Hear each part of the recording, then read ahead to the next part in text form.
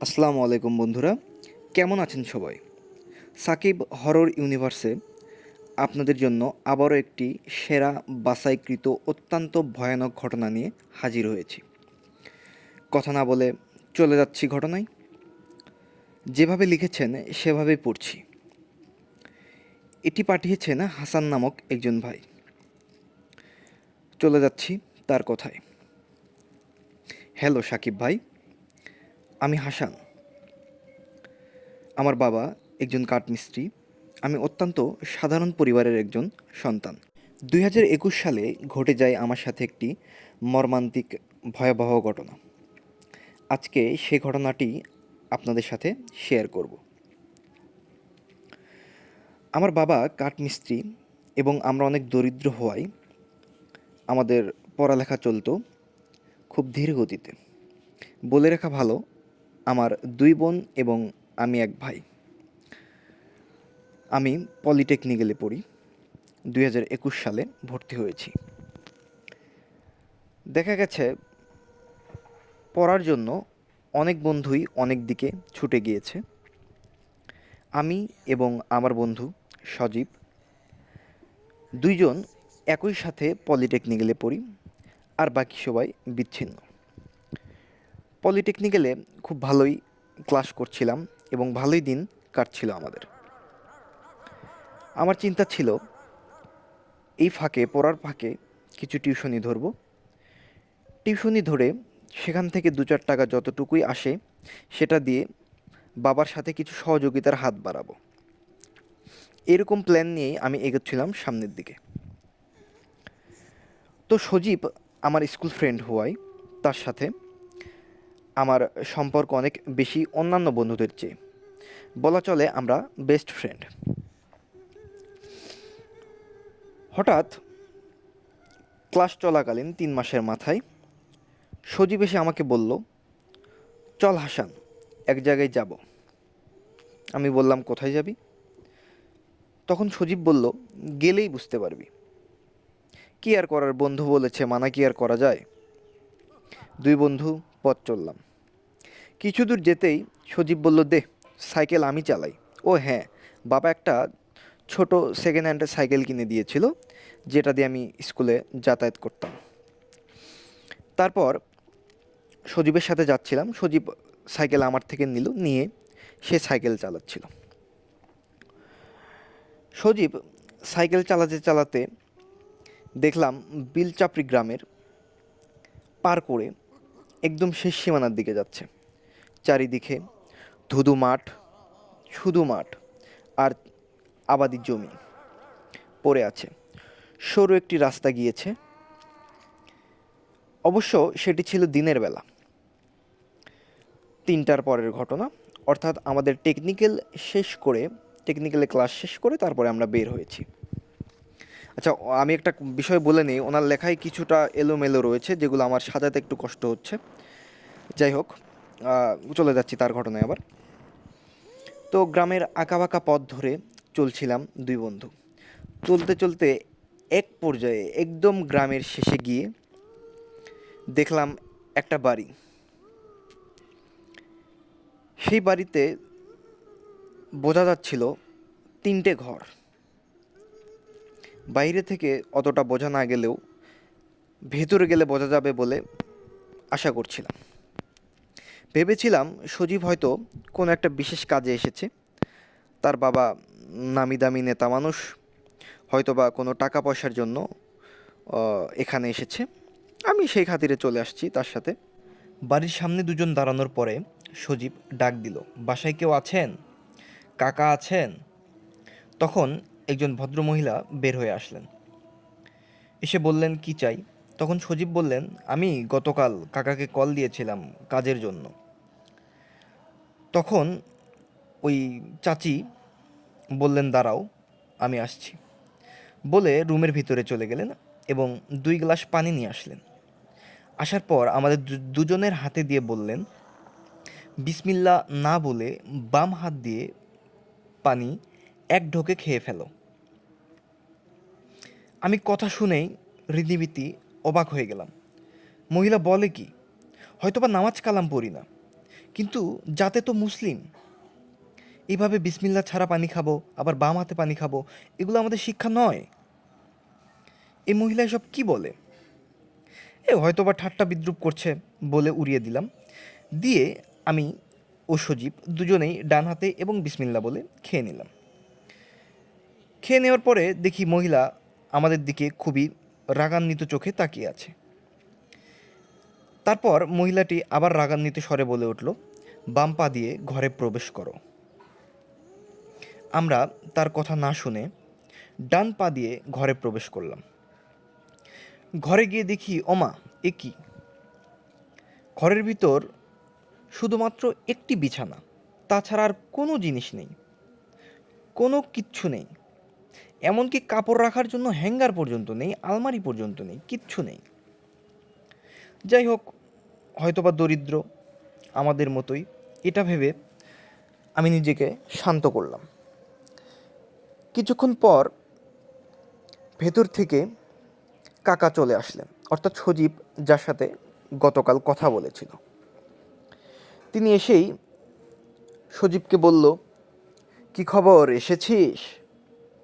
সজীব বলল, হ্যাঁ কাকা। তারপর কাকা কোনো কথা না বলে সজীবকে এক বোতল পানি দিল। সজীব পানিটি পেয়ে এত খুশি হলো, আমি যে ওর বেস্ট ফ্রেন্ড, আমি কখনো দেখিনি তাকে এতটা খুশি হতে। তারপর সজীব পানিটি নিয়ে কাকাকে একটি চিঠি দিল। কাকা বিছানার উপর বসে চুপচাপ চিঠিটি পড়ে নিল। সজীব বিছানার এক পাশে বসে, আমি দাঁড়িয়ে, কাকা বিছানার ওপরে বসে। তিনি চিঠিটি পড়া শেষ করে বললেন, ঠিক আছে, এই পানিটির ব্যবহার যেভাবে করতে বলেছিলাম সেভাবে করবি। আর 7 দিনের ভেতরে কাপড় অথবা কাপড়ের টুকরো, 2-1টা চুল এবং তার খাওয়া খাবারের টুকরো নিয়ে আসবি। আমি কিছু বুঝলাম না, হাঁ করে তাকিয়ে আছি, কি বলে এসব, কিছু বুঝতে পারছি না। সজীব যথারীতি খুশিতে ও উন্মাদে মাথা নাড়িয়ে বলল, অবশ্যই অবশ্যই। তারপর 2 বন্ধু চলে আসছিলাম, তখন আবার ওই কাকি বলল, বাম পা দিয়ে বের হয়ে যা। আমি কোনো কথা না বলে স্বাভাবিকভাবে বের হয়ে চলে আসলাম। আসার পর সজীব সাইকেল নিল, আমি পেছনে বসে যাচ্ছিলাম। কিছু দূর চুপ থাকলাম। এক পর্যায়ে গিয়ে আমার আর ধৈর্য মানল না। আমি সজীবকে বললাম, কিরে, কি হলো, কিছুই তো বুঝলাম না। তখন সজীব কেমন একটা কথা উড়িয়ে দিয়ে বলল, কিছু পারিবারিক সমস্যায় পড়েছি তো, এই জন্য আসছিলাম আর কি। তখন আমি বললাম, তাহলে কাপড় চুল এগুলো কেন? তখন সজীব কোনো উত্তর দিল না। তারপরে সেই গল্প শুরু করে দিল। তো কি আর করার, সে যখন এড়িয়ে যাচ্ছে, আমি আর ওই দিকে নজরদারি করলাম না। এভাবে বাসায় চলে আসলাম। আস্তে আস্তে সন্ধ্যা হয়ে গেছে। 2-3 দিন সজীবের সাথে কোনো কথা হয়নি। 4 নাম্বার দিন দেখা হয়েছে, আমারই কোনো কথা হয়নি। হঠাৎ 7ম দিনের দিন সজীব বলল, চল যেতে হবে। আমি বললাম, কোথায়? বলল, ওই যে বিল চাপড়ি, ওই কাকার বাড়িতে। আমি বললাম, না না, আমি যেতে পারবো না। তখন সজীব বলল, আমার এই অসময়ে তুই আমার সাথ দিবি না বন্ধু? কথাটি শোনার পর আমার আর বলার কিছু থাকলো না। দুজনে আবার পথ চললাম। মেঠো পথে সাইকেল নিয়ে গুড়গুড় গুড়গুড় করে আগাচ্ছি, চারিপাশে ফসলি জমি। সেদিন 4:30 অবধি বাঁচতে বাঁচতে আমরা কাকার বাসায় পৌঁছে গেলাম। কাকার বাড়িতে পৌঁছানোর পর রীতিমতো কাকি আসলেন।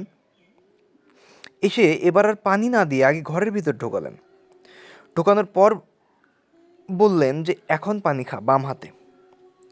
আমি তো তার কথা শোনার বান্দা না, আমি ডান হাতে পানি ঢকঢক করে গিলে খেয়ে ফেললাম। তারপর মহিলাটি আবার রাগান্বিত চোখে তাকিয়ে চলে গেলেন এবং বললেন, কিছুক্ষণ বিছানায় বস, তোর কাকা ডাকলে আমি তোদের ডেকে পাঠাচ্ছি, বলে বাইরে চলে গেলেন।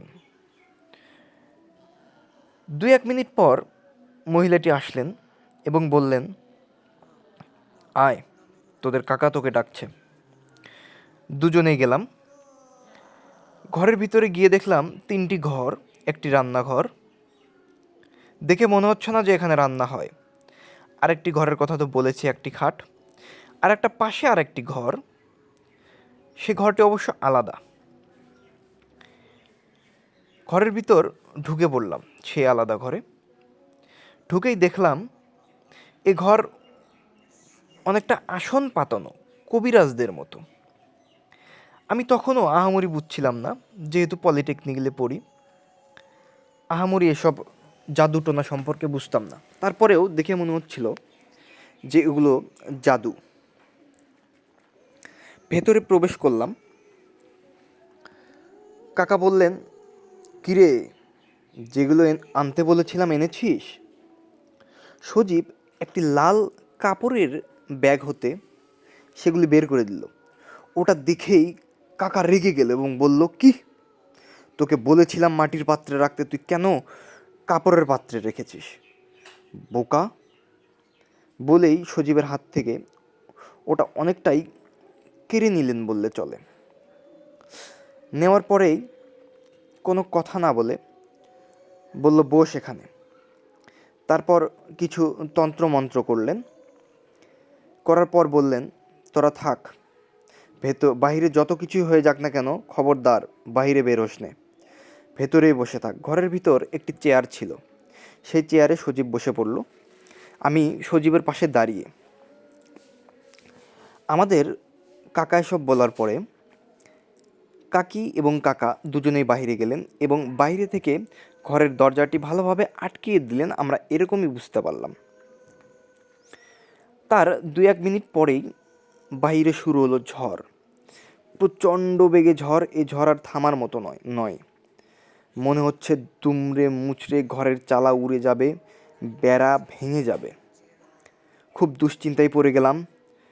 সজীবের দিকে তাকিয়ে দেখি সজীব ভয়ে চেয়ারের উপরে 2 পা মাথার কাছে নিয়ে, অর্থাৎ আমরা 3 মাথা বলি যেটাকে, অর্থাৎ হাঁটু, হাত, মাথা, মানে সব কিছু চেয়ারের উপরে বসা অবস্থায় উপর দিক উঠিয়ে দিয়ে একত্র করে রেখেছে আর কি। হ্যাঁ, উনি এটাই বুঝিয়েছে।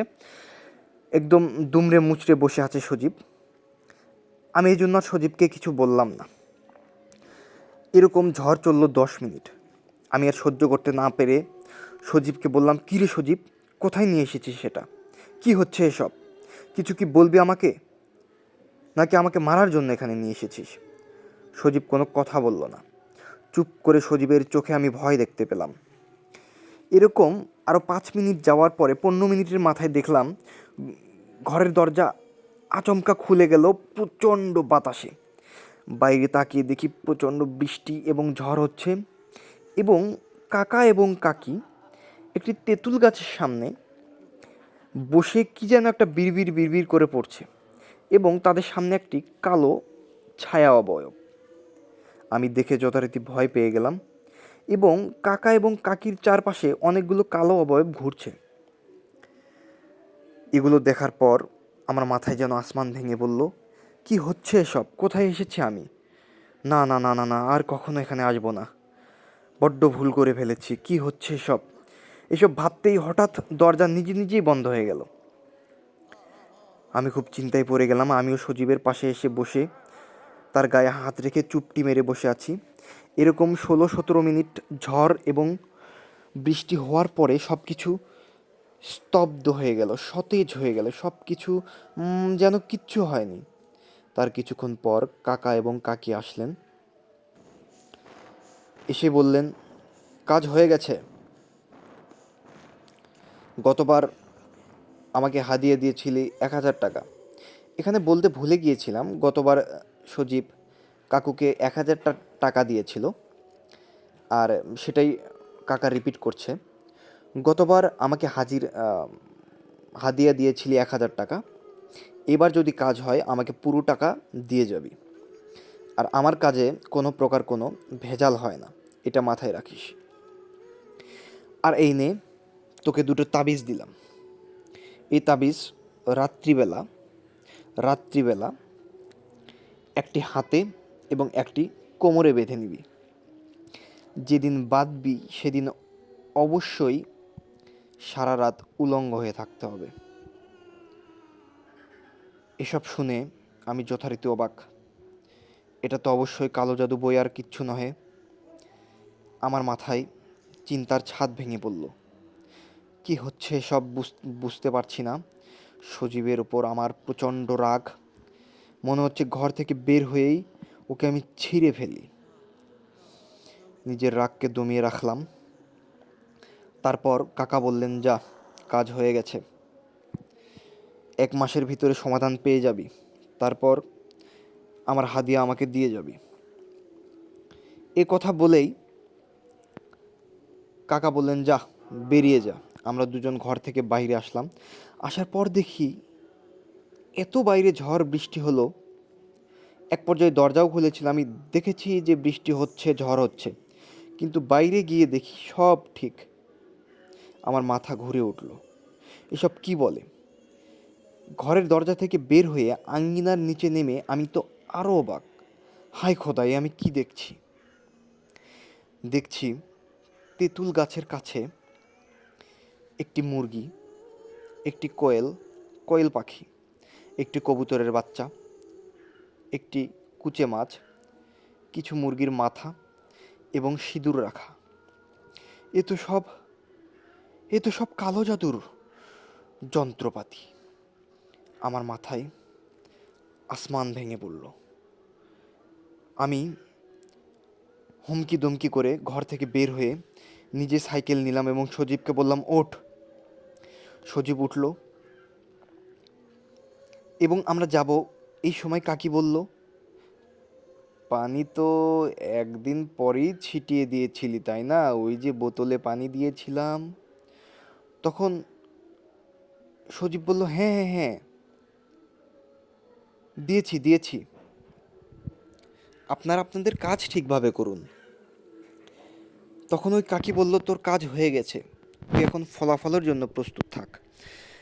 আমি আর ওদের কথোপকথন চলার মাঝে আমি সাইকেল টান দিলাম। টান দিয়ে আসার সময় বললাম, সজীব, তুই যে কালো জাদু করবি এসব আমাকে বলবি না। বললে আমি আগে কখনো তোর সাথে আসতাম না, এইবারও না। তখন সজীব বলল, দেখ, আমার পরিবার বিপদে, তুই এই বিপদে আমাকে উদ্ধার করবি না? আর সে মোটেও স্বীকারই করলো না যে এটা কালো জাদু। সে বললো, আরে না না না না না, এসব কালো জাদু না, এসব জাদু মাদু এসব কিচ্ছু না। নিজের চোখে দেখলাম, অথচ সে বলছে জাদু না। এই নিয়ে তার সাথে আমার মনোমালিন্য হয়ে গেল। তার সাথে আহামরি কথা হয় না। পরের দিন ক্লাসে একসাথে বসে আছি। হঠাৎ রিয়া নামের একটি মেয়ে আসলো। হ্যাঁ, রিয়া সম্পর্কে কিছু বলে নেই। রিয়াকে সজীব পছন্দ করত, কিন্তু রিয়া মোটেও সজীবকে পছন্দ করতো না, কেননা সজীব ছিল একটু ছাপড়ি টাইপের। আমি মোটামুটি পড়ালেখায় ভালো হওয়ায় রিয়া মাঝে সাঝে আমার থেকে নোট নিয়ে যেত, আমিও নোট দিতাম। আর এই ফাঁকে সজীব একটু টাঙ্কি মারার চেষ্টা করত। তো যাই হোক, রিয়া কাছে আসতেই আমি রিয়াকে বলতে যাচ্ছি যে গতকাল ব্যস্ত ছিলাম, এই জন্য নোট নিয়ে আসতে পারিনি। কিন্তু ও মা, আমি তো দেখে অবাক। রিয়া আমার সাথে কোনো কথা না বলে ডিরেক্ট সজীবকে বলছে, সজীব, শোনো তো, একটু পাশে আসো তো, তোমার সাথে দুটো কথা আছে আমার। আমি হাঁ করে তাকিয়ে আছি। সজীব বাইরে গেল রিয়ার সাথে, কি যেন তারা কথা বলল। গতকালের জন্য সজীবের সাথে আমার মনোমালিন্য। সে পাশে বসেছে, কিন্তু তার সাথে আমার কোনো কথা হয়নি। এভাবে দিনের পর দিন আমাদের মাঝে বৈষম্য তৈরি হলো। আমি তার থেকে দূরে, সে আমার থেকে দূরে যেতে শুরু করলো এবং সে রিয়ার সাথে খুব ভাব জমানো শুরু করলো। এভাবে 3-4 মাস চলে গেল।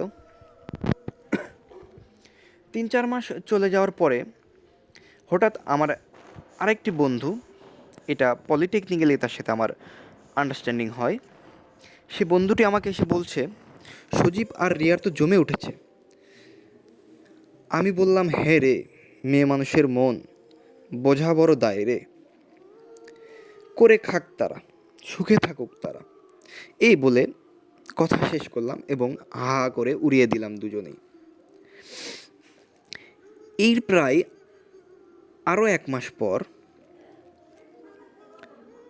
দেখলাম সজীব ও রিয়া গভীর প্রেমে হাবুডুবু খাচ্ছে এবং সজীব আমাকে যথারীতি এড়িয়ে চলছে এবং আমাদের গত 4 মাসে কোনো কথাই হয়নি। তো আমিও আর তার সাথে কথা বাড়াইনি। সে তার মতো, আমি আমার মতো। এভাবে চলে যায় 21 সালের পর থেকে 22 সাল চলে আসে, চলে যায় 1 বছর। আমি কলেজ শেষ করে বাসায় আসছিলাম। এক পাশে একটু জঙ্গল রয়েছে আমাদের বাসায় আসতে। ওইখানে আসতেই দেখি সেই কাকা দাঁড়িয়ে আছে। আমি কাকাকে দেখে সালাম দিলাম লম্বা করে। কাকা সালামের প্রত্যুত্তরে কী যেন বলল। না, এটা তো কোনো আরবি শব্দ না, বাংলাও না, ইংরেজিও না, হিন্দিও না। তিনি কী যেন একটি সাউন্ড করে আমার সালামটি নিয়ে নিল। আমি বুঝলামও না সে কী বলল। তারপর কবিরাজ, অর্থাৎ ওই কাকা, উনি যে কবিরাজ এটা তো আর আমার বুঝতে বাকি নেই। সে কবিরাজ চলে আসলো আমার কাছে এবং বলল, আমার পাওনা হাদিয়া কোথায়? আমি বললাম, কাকা কিসের হাদিয়া, কি বলছেন আপনি? আপনার সাথে তো আমার প্রায় 9-10 মাস পর দেখা, আপনি কিসের হাদিয়ার কথা বলছেন? তখন কাকা বলল, ওই যে তোদের যে কাজ করে দিয়েছিলাম সে হাদিয়াটা দে। অনেক দিন পার হয়ে গেল, তোকে অনেক খুঁজেছি, আজকে অবশেষে পেয়েছি। দে আমার হাদিয়া, দে আমাকে এবং আমাকে বিদায় কর। আমি বললাম, না কাকা, আমার কাছে কোনো টাকা পয়সা নেই, আমার কাছে কোনো হাদিয়া নেই, আমি হাদিয়া কোথায় পাবো বলেন? তিনি প্রচণ্ড রেগে মেগে বললেন, শোন, আমার টাকা আজ পর্যন্ত কেউ মেরে খেতে পারেনি, তুইও পারবি না। ভালোই ভালোই আমার হাদিয়া আমাকে দিয়ে দে, নয়তোবা তোর ভীষণ খারাপ হবে। আমি কাকার কথা উপেক্ষা করে বললাম, ধুর, আপনি কি পাগল হয়েছেন নাকি? এটা বলার সাথে সাথেই কাকা আমার কলার ধরলো এবং বলল, দে আমার টাকা দে, নইলে তোর বড় সড় ক্ষতি হবে। আমি ভাবলাম উনি হয়তো বা পাগল হয়ে গেছে, কেননা ওনার পোশাক আশাক ছিল অনেকটা পাগলের মতোই। ওনাকে আমি ধাক্কা দিয়ে ফেলে দিলাম এবং সাইকেল নিয়ে ট্রেনে চলে আসলাম। তারপরে আর তার সাথে দেখা হয়নি। এভাবে কেটে গেল 2-3 দিন। আমি স্পষ্ট বুঝতে পারছিলাম আমার সাথে ভয়ানক কিছু একটা হতে চলেছে। এখানে বলে রাখা জরুরি, আমি কাকাকে ধাক্কা দেওয়ার সময় তিনি আমার চুল ধরেছিল, প্রচণ্ড জোরে চুল ধরেছিল।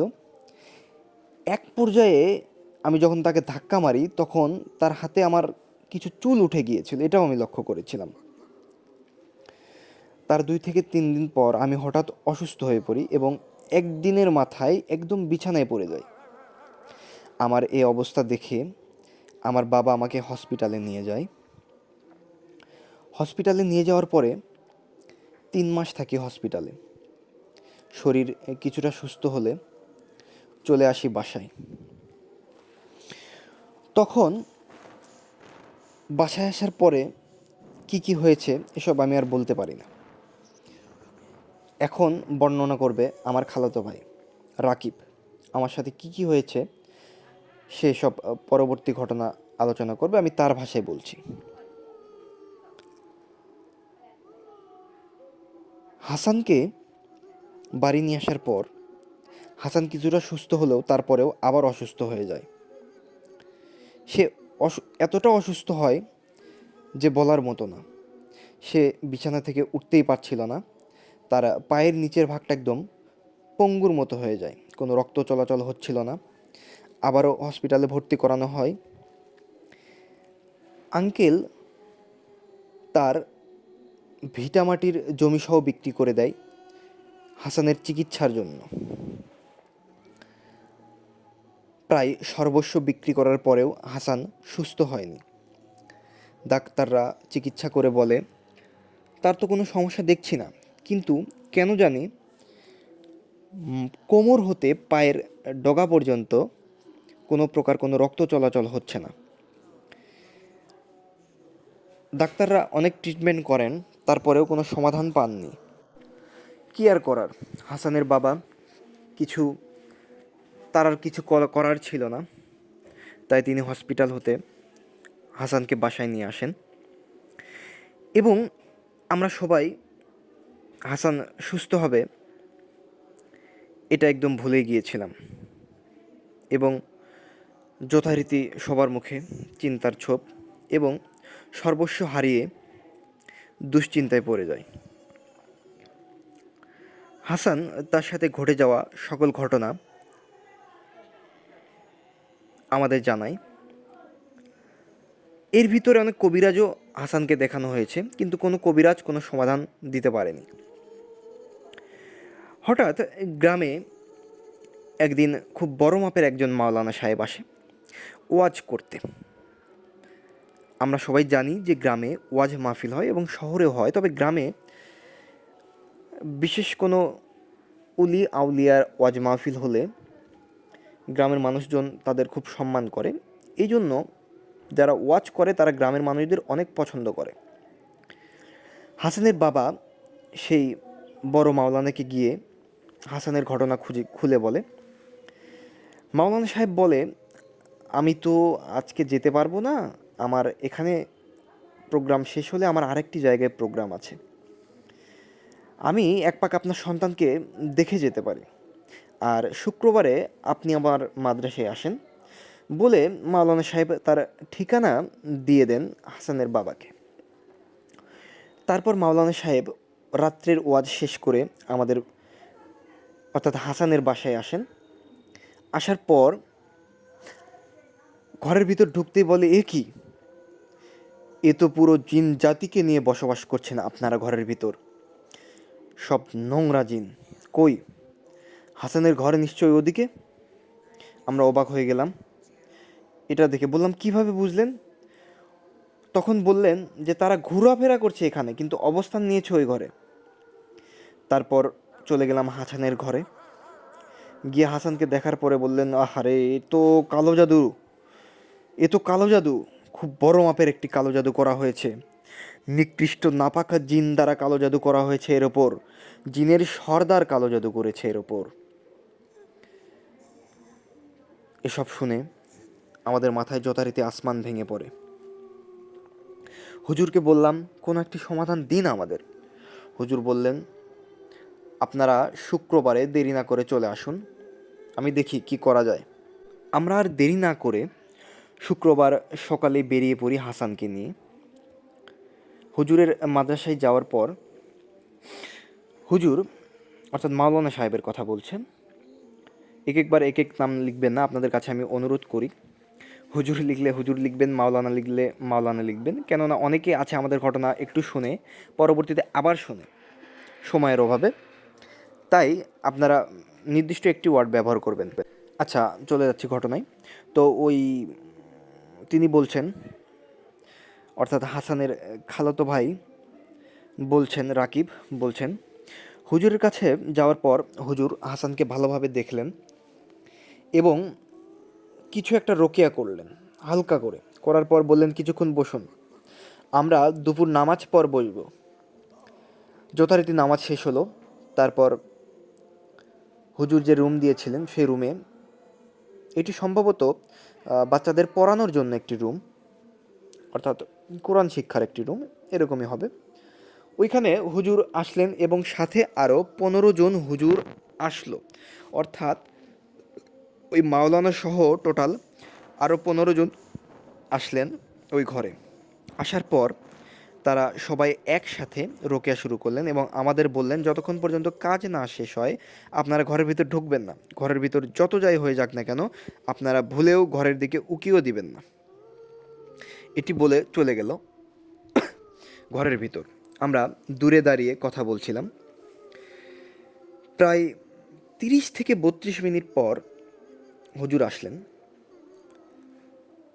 আমরা এর ভিতরে কোনো বাজে সাউন্ড ইত্যাদি ইত্যাদি শুনিনি, তবে একবার হাসান চিৎকার দিয়ে বলল, যে আমি দেখে নিব। হুজুর বের হয়ে আসলেন এবং বললেন, জি আলহামদুলিল্লাহ, আপনাদের সমস্যার সমাধান হয়েছে। হাসান এখন সুস্থ, তবে ওর যতটুকু ক্ষতি হয়েছে এটা আর সারানো সম্ভব নয়। তার পা পঙ্গু হয়ে গেছে, সে আর কখনো হাঁটতে পারবে না। কিন্তু আর তার কোনো ক্ষতির প্রয়াস নেই বললেই চলে। সে একদম সুস্থ এবং স্বাভাবিক জীবনযাপন করতে পারবে এখন থেকে। এই বলে হুজুর তার কথা শেষ করলেন। হাসানের বাবা কিছু হাদিয়া দিতে গেলে হুজুর নিলেন না এবং বললেন, আপনারা এসেছেন, আমি এতেই খুশি। তারপর আমি হুজুরকে বললাম, আসলে ঘটনা কি, কেন হাসানের এরকম হলো? তখন হুজুর বললেন, ও হ্যাঁ হ্যাঁ হ্যাঁ, আসল ঘটনা বলতেই তো ভুলে গিয়েছি। তখন হাসান বললেন যে 2022 সালের শুরুর দিকে একজন কবিরাজ তোমার মাথা থেকে চুল ছিঁড়ে নেয়, মনে আছে হাসান? হাসান মাথা নাড়ে, হ্যাঁ হ্যাঁ, ছিঁড়ে নেয়। উই সজীব যে কাকার সাথে পরিচয় করে দিয়েছিল সে। তখন হুজুর বললেন, দাঁড়াও আমি বলছি। সজীব মূলত রিয়া নামক মেয়েকে পাবার জন্য রিয়ার ওপর কালো জাদু চালায়। রিয়া সজীবকে বিন্দুমাত্র দেখতে পারত না, যার ফলে সজীব কালো জাদুর আশ্রয় নেয়। সে এক পর্যায়ে কালো জাদু করেও ফেলে। ওই যে পানি দিয়েছিল মনে আছে? হাসান বলে, হ্যাঁ। সেই পানি রিয়ার উপরে ছিটিয়ে দিয়েছিল একদিনের মাথায়। হাসান বলে, হ্যাঁ হ্যাঁ হ্যাঁ দিয়েছিল, ওরা ওরকমই কথা বলেছিল। আর হুজুর বলেন, তারপর রিয়ার কাপড়ের অংশ, চুল এবং কোনো একটা খাবারের অংশ ওই কবিরাজকে দিয়েছিল, মনে আছে? বলে, হ্যাঁ হ্যাঁ মনে আছে। তারপর কবিরাজ 2টা তাবিজ দিয়ে একটা নিয়মও বলে দিয়েছিল। হ্যাঁ সব ঠিক আছে। তখন হুজুর বলে, ওই কবিরাজ মূলত একটি বড় সড়ো, খুব বড় মাপের নিকৃষ্ট নাপাক জিনের সর্দারকে তার বশীভূত করেছে। একে বশীভূত করতে ওই কবিরাজ তার তিনটি সন্তানকে নরবলি দিয়েছে, দিয়ে এই নিকৃষ্ট নাপাক জিনের সর্দারকে বশীভূত করেছে। তোমরা যে তেঁতুল গাছ দেখেছিলে, সেই তেঁতুল গাছেই সেই নাপাক জিনের বসবাস, তাকে দিয়েই সকল কাজ করিয়ে নেয়।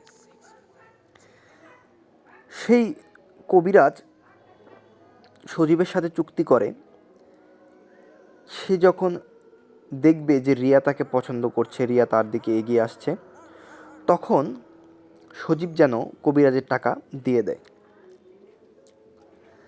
তারপর 1 মাস যাওয়ার পর কবিরাজও জানে যে সে সফল হয়েছে, সজীবও জানে যে সে সফল। কবিরাজ সজীবের কাছে আসার পর যখন সে তার পাওনার টাকা দাবি করে, তখন সজীব, হাসান তোমার কথা বলে যে আমি তো হাসানকে টাকা দিয়ে দিয়েছি, সে আপনাকে টাকা দিয়ে আসেনি। তখন কবিরাজ বলে, না তো। তখন হাসান সজীবের নামে আর 2-4টা নিন্দা করে। যেহেতু তাদের সাথে আর তাদের দুজনের কথা আর হচ্ছিল না, সম্পর্কও দূরের দিকে চলে গিয়েছিল, এই জন্য সজীব এসব বলতে আর দ্বিধাদ্বন্দ্ব করেনি, কবিরাজকে উল্টাপাল্টা বুঝিয়ে দেয়। কবিরাজ তার কথায় সম্মতি জানায় এবং বলে, ঠিক আছে আমি দেখছি। এরপর হাসানকে খুঁজতে খুঁজতে একদিন নাগালো পেয়ে যায় এবং ওই ধরাধরির খপ্পরে হাসানের চুল ছিঁড়ে নেয় এবং সেই চুল দিয়ে হাসানের উপরে ভয়ঙ্কর একটি নিকৃষ্ট কালো জাদু করে ফেলে, যার ভোগান্তি হাসানকে পোহাতে হচ্ছে এখনও। এই বলে মাওলানা সাহেব হুজুর কথা শেষ করে এবং আমাদের খাওয়া দাওয়ার ব্যবস্থা করে বিদায় করে দেন। পরের অংশ হাসান বলবে। বন্ধু নামক শত্রু, আমি কখনো ভাবিনি সজীবের দ্বারা আমার এরকম ক্ষতি হবে। তবে সজীবের যে কোনো কিছু করব সে ক্ষমতাও আমাদের ছিল না। বাবা ছিলেন কাঠমিস্ত্রি, আমার অসুখের জন্য সব কিছুই বিক্রি করে দিয়ে আমরা এখন হত দরিদ্র। আর সজীব তো ছিল মাতাব্বরের ছেলে, তার বিরুদ্ধে কোনো অ্যাকশন নিব তো দূরে থাকলো, এসব যদি বলি তার বাবা আমাদের পিটিয়ে মেরে ফেলবে। এই ভয়ে আর কিছু বলতেও পারিনি। সেই থেকে আর কোনো বন্ধু বানাইনি জীবনে। চলছে এভাবে বিছানায় জীবন। হাত দিয়ে কোনোভাবে নড়াচড়া করতে পারি, পায়ের অংশ অবশ। সবাই আমার জন্য দোয়া করবেন। ধন্যবাদ সবাইকে। এই বলে হাসান তার ঘটনাটি শেষ করেছে।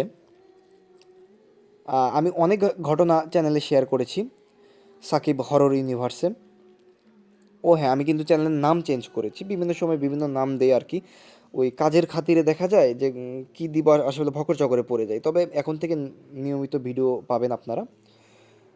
তো বলছিলাম যে বন্ধু ভালো, কুফরি কালাম করা বন্ধু ভালো না। অতপর আপনারা সবাই সতর্ক থাকবেন এবং কালো জাদু থেকে দূরে থাকবেন। আর হ্যাঁ, আমি আবারও সাকিব হরর ইউনিভার্স এই চ্যানেলটিতে অ্যাক্টিভ হয়ে আছি। আমাদের ফেসবুক পেজ রয়েছে, আমাদের ইউটিউব চ্যানেল রয়েছে। আপনারা সবাই আমাদের সাথে থাকবেন এবং ইউনিক এবং সেরা সত্য ভয়ানক ঘটনাগুলো আমাদের থেকে পাওয়ার জন্য নিয়মিত আমাদের ফলো করুন। আপনারা যারা আমাদের ফলোয়ার আছেন তারা অবশ্যই ইতিমধ্যে জানেন যে আমি ঠিক কী ধরনের ভয়ানক ঘটনা আপনাদের সামনে শেয়ার করি, যেগুলো শুনলে আপনাদের গায়ের লোম পর্যন্ত শক্ত হয়ে যাবে। আমি এই চ্যালেঞ্জ দিতে পারি যে কোনো সময়। ধন্যবাদ সবাইকে আমাদের সাথে থাকার জন্য। শেষ করছি আমাদের ঘটনা। আসসালামু আলাইকুম।